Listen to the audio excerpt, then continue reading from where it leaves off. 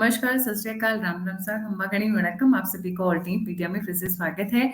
Again we have PVR Narasimha Rao sir, our very favorite guest when it comes to शुभ मुहूर्त and things like that.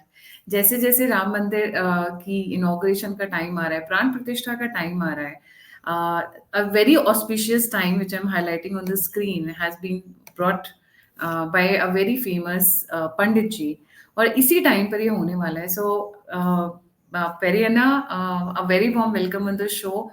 ये 84 seconds is like coming after a wait of like 550 years. So, ji Periana. Namaskar to you and your audiences. Jai Sri Ram. The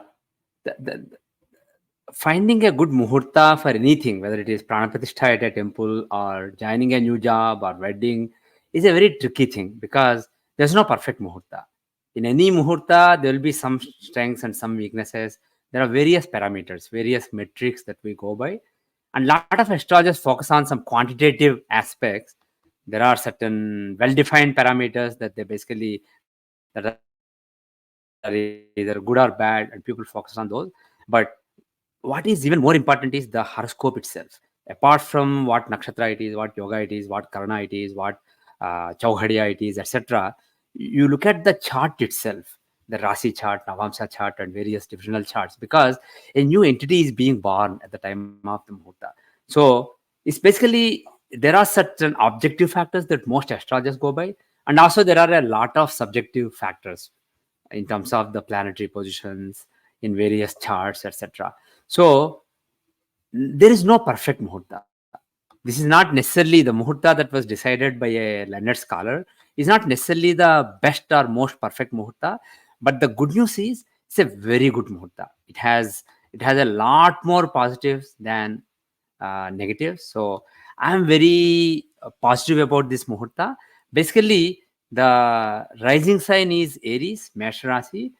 It contains the Dharmadhipati Guru in it, Brahaspati in the Lagna. So that's one thing. The other thing is in the second house we have exalted moon, and the ninth house contains the Lagna Lord Mars in an Agni Rasi. So basically, this is a very the exchange between the Lagna Lord and the ninth Lord of Dharma shows that this will play an important role in the establishment of Dharma in the country, in the land. And more importantly, more than the Rashi chart, the Amsha chart, the Navamsa chart is even more important. It is basically the chart that shows the subtle dharma behind any entity. So if you look at the Navamsa chart, Dhanu Rasi rises, and the lord of the sign, Jupiter, he's in the ninth house. Again, another Agni Rasi. He's in Simha with Ketu. And Guru and Ketu in Simha in the ninth house, again, that is very conducive to dharma. And the fifth lord Mars is aspecting the fifth house. So there are, I won't say this is a perfect muhurta. There are some negatives which I don't want to go ahead and list. But the thing is, there are enough positives in this chart. Some people may wonder why Dwadasi, Shukla Dwadasi was picked. Because Dwadasi is usually avoided for most muhurtas. It is Dwadasi is considered a Dagdha. If you pick a muhurta in Dwadasi, it's considered a Dagdha yoga. But the thing is, it is not auspicious for many things, but for prana pratishtha, for installing a new idol in your at a house, not necessarily a temple. For all those things, Dwadasi is actually a good tithi. It is actually a tithi owned by Vishnu. For every tithi, there is a ruling devata, and Vishnu is the ruling devata for Dwadasi tithi. So some people may wonder why Dwadasi was picked, but I think that's fine. And some people may wonder why this is being done in Pushyamasa instead of, for example, Maghamasa, which is an auspicious month. Because Pushya is usually a Shunyamasa that you don't do a lot of activities in.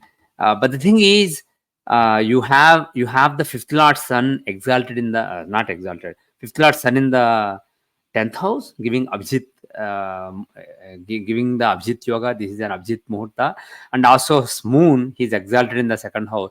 So I think, in spite of the weakness, the positioning of Sun, Moon, Jupiter, Mars, etc., is very favorable. And also the 11th house of fructification of desires, labha sthana, is is Aquarius, Kumbh Rasi, and Saturn, Shani is in own house there. So, and thing is, Jupiter was stationary just a day back. So, at the time of the Muhurta, Jupiter will be moving very slowly. He will be, this is close to the stationary transit. And according to Shastras, planets that are moving forward are analogous to people who have a lot of rajas in them, and planets who are moving backward, they are analogous to people who have a lot of tamas in them, basically a lot of desire. Whereas planets who are stationary are similar to people who have a lot of sattva in them. In other words, if you see it in terms of Ichha Shakti, Kriya Shakti, and Gnana Shakti of the Divine Mother, planets that are moving backward are basically in retrograde motion, are channeling the Ichha Shakti of the Divine Mother, and planets who are moving forward in the normal direct motion are channeling the Kriya Shakti of the Divine Mother, whereas planets that are stationary, that are moving very slowly, either forward or backward, but basically very slowly, they channel the Gnana Shakti of the Divine Mother. So Jupiter, the ninth lord in the chart, who shows Dharma, he's the Dharmesh, and he's in the Lagna, he's rising in the Lagna, and he's basically channeling a lot of Sattva Shakti.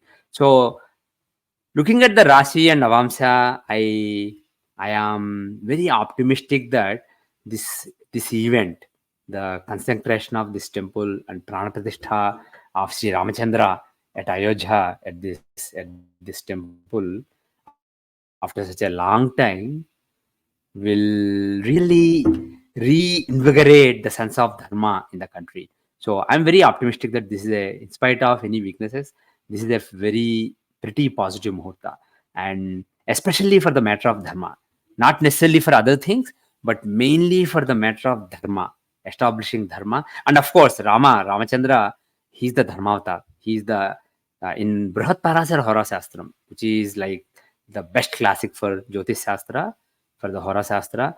Parasara says that Sri Ramachandra was born with uh, ninth lord in, I forget the exact amsha, but basically there are various amshas based on in how many divisional charts out of 16 a planet is in one sign or exaltation sign.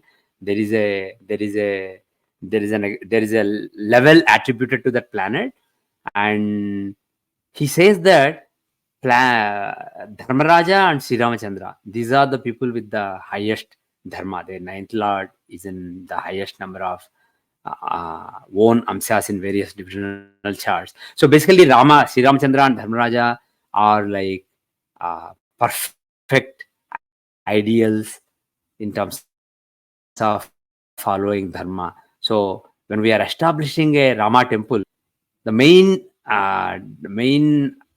goal there is to establish dharma in the land, and the ninth house is very predominant in the Rashi and Navamsa chakra of the Muhurta. So I am very optimistic that this will reinvigorate the sense of dharma in the land, among the rulers, among the people, etc. So over the time, over the coming decades, this will play out very nicely and result in increased dharma in the country. So overall, very positive. Very positive, very nice, Periana. But there are a few things I would like to know. Does it have any? Does auspicious Muhurat show any kind of geopolitical importance? Because we have had Vatican, we have had Mecca, Medina, and now we have Ram Mandir. So I'm looking at it from geopolitical point of view also. So does it say anything? Does the Shubh Muhurat say anything about that?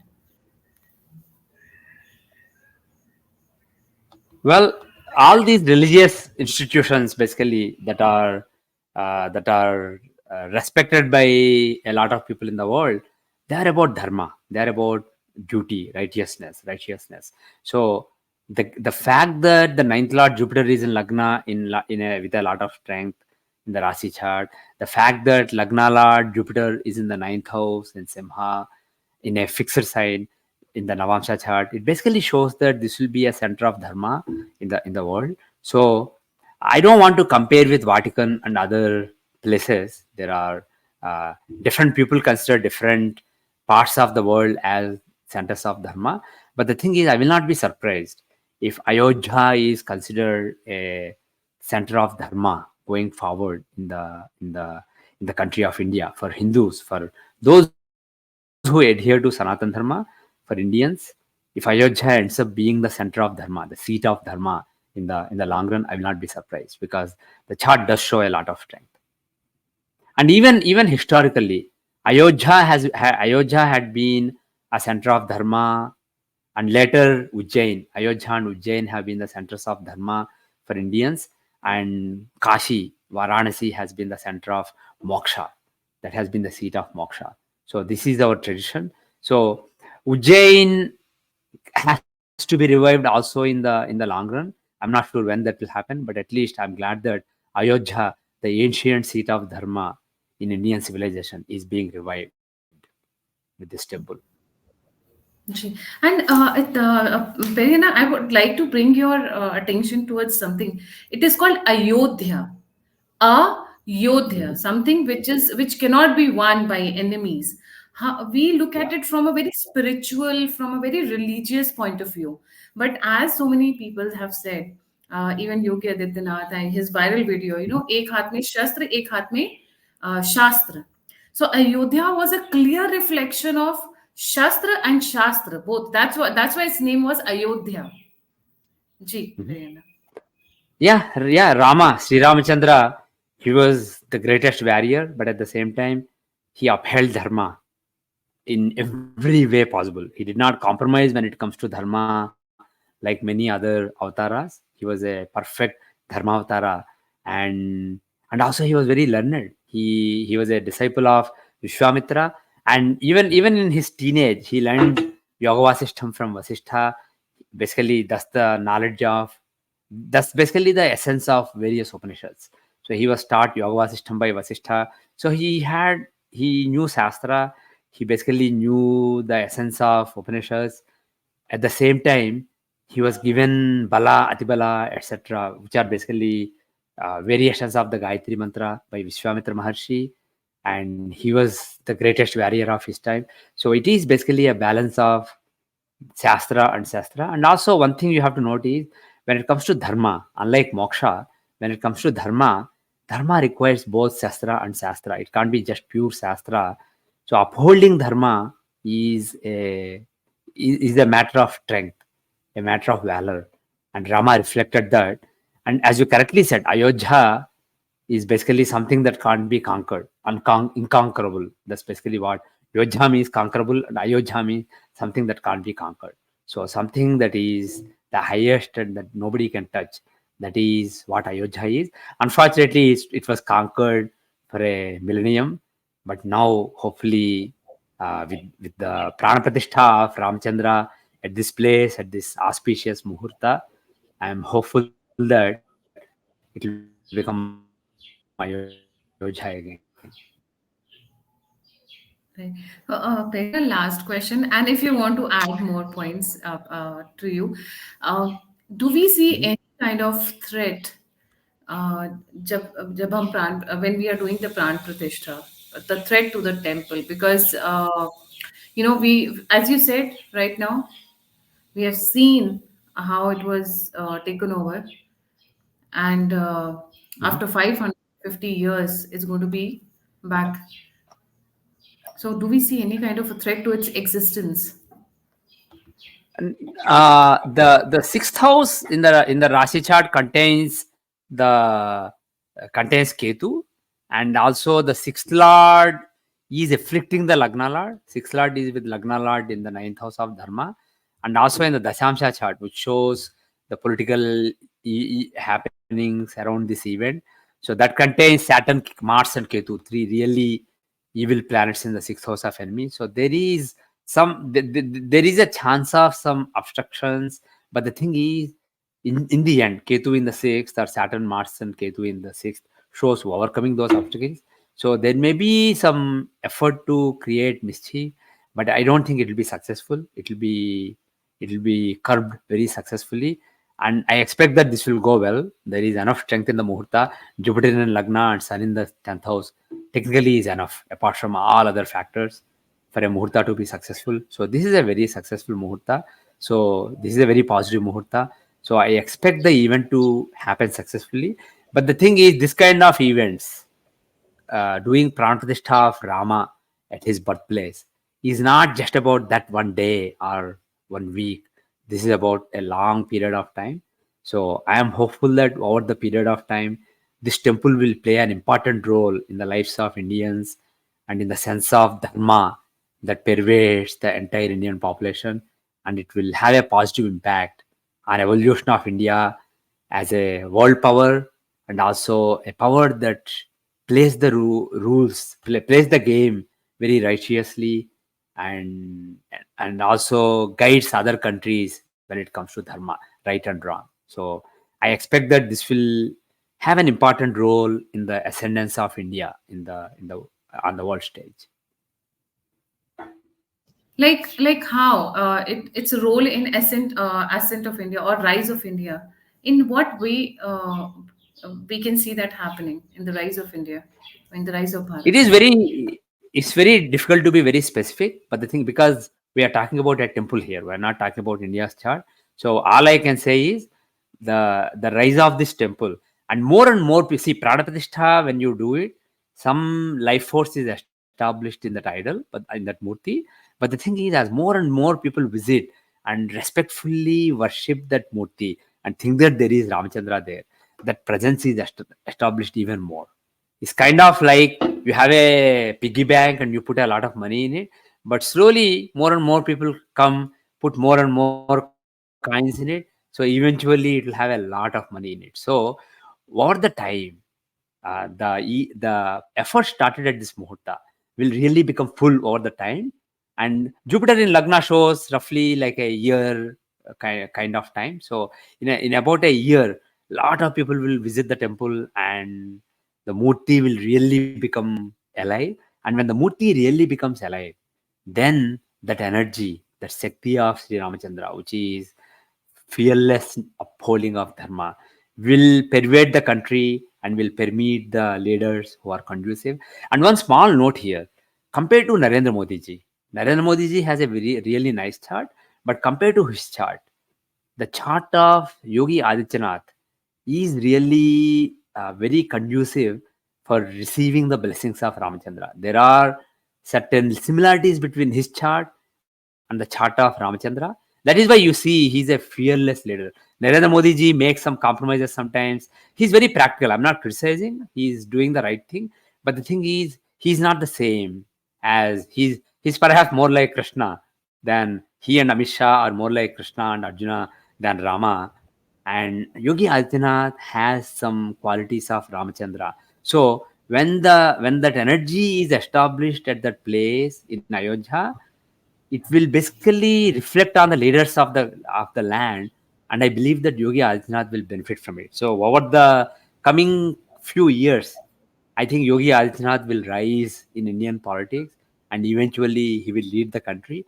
And when he leads the country, the blessings of Ramachandra at Ayodhya will fully work through him, and it will result in the rise of India in the on the international stage.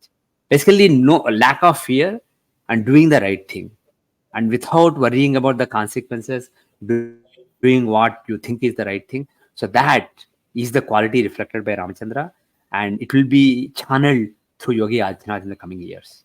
Not too far in the coming 3-4 years itself. So, Periana, you just say, if I'm reading it correctly, that Ram Mandir Kundli and Yogi Adityanath ji's Kundli is very similar. Not Ram Mandir Kundali, but Sri Ramachandra's Kundali. Sri Ramachandra's Ramchandra. the energy that Sri Ramachandra reflects based on his chart given by Valmiki Maharshi in Ramayanam. That has some similarities with Yogi Adityanath. So he can be a vessel for Some the energy aspects, of Ramachandra to work in the world. some Different people aspects of have different energies. right. It's very interesting. So so the thing is, it is happening at a good time, because I do expect that Yogi Adityanath in the next 4 years or so, he will ascend to the throne of India's prime ministership. So this is happening at a good time. So as Rama becomes established well in Ayodhya, in Uttar Pradesh, and in India, that basically will reflect on the leaders of the country so that they can become somewhat like Ramachandra. And the one that is most capable of doing that to him. He will basically become a vessel for Ramatattva to work in the land of India, and he'll be a vessel for that basically. He will bring Ramarajya to Bharatvarsha. True. Thank you so much, Periana. It is very interesting to know these things. Kundli is always like something, you're looking into future. So, lot of, what do we say, cautions, or we always say it's prediction and probability, not a confirmation. Just say, look, sometimes people say, oh, you said this, this is a probability, permutation and combination, the words that are used in mathematics. Astrology, I always say astrology is not a deterministic science, it's a probabilistic science. Certain things are more probable, certain things are less probable. Nothing is really absolute. That is why we astrologers always try to remain humble. But the thing is, based on the Shastra, we try to prognosticate. जी जी thank you so much for joining on this subject, Periana. And जाने से पहले a humble request to all the viewers. I will put the link of Sir in the description box. Please like, subscribe, and share his channel also, and the alternate media. If you want to contribute, you want to get in touch, you want to send us a feedback, all the links are given in the description box. इसी के साथ जय हिंद, जय श्री राम, हर हर महादेव.